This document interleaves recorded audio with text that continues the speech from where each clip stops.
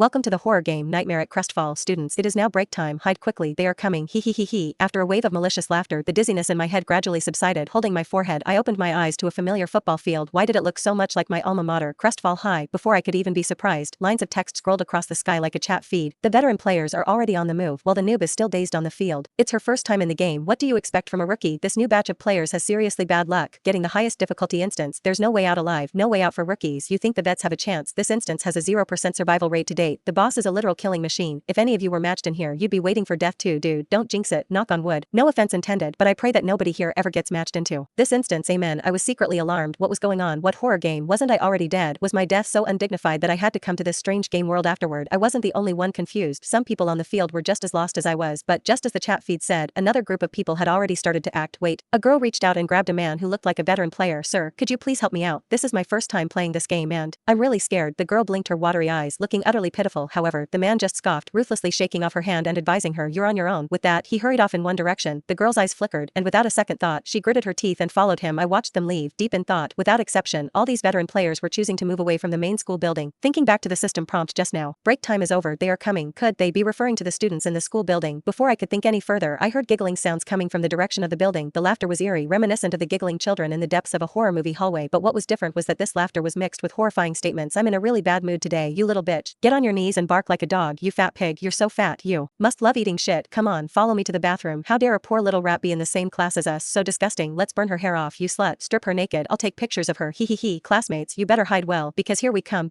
I blinked my eyes in shock. The chat feed exploded. It's the jocks. The jocks are on the move. Damn it. I'd rather have my head sliced off by the boss's side than fall into the hands of these bullies. Their methods of torture are the kind of thing that gives you nightmares for weeks. They're infamous for being completely depraved, even by horror game standards. The chat feed was a torrent of condemnation and righteous anger. 3 large question marks slowly appeared above my head. The jocks. Could it be the infamous group of bullies from Crestfall High? Those horrifying statements just now, weren't they from the real bullying incidents that happened at Crestfall? I had to say, I was familiar with this part of the story. In this world, there was probably no one who knew how to deal with this group better than I did. After all, the hero who had bravely stood up to them, fought back, and brought them all to justice was my childhood sweetheart, the one who was always filled with a sense of justice, yet constantly treated unfairly because his methods were considered too unhinged. As the commotion from the school building grew, the players on the field scattered in a panic, all of them scrambling to find a place to hide. After a moment of thought, I didn't follow them to find a hiding spot. Instead, I confidently made my way to the gym storage room. My childhood sweetheart, Ronan Graves, had used tools he found here to punish that group of bullies. Back then, like everyone else, I thought his methods of dealing with bad people were too brutal. When everyone was pointing fingers at him, I had also tried to persuade him to hold back. They're wrong. But if you punish them like this, you don't look like a good person either. I once thought I was doing it for his own good. When I said that, joining everyone else and forcing him to mend his ways, it got to the point where he would hide everything he was about to do from me, afraid of making me upset. Looking back now, I wish I could just slap myself and call myself a complete idiot. Everything that had happened in the past was now replaying before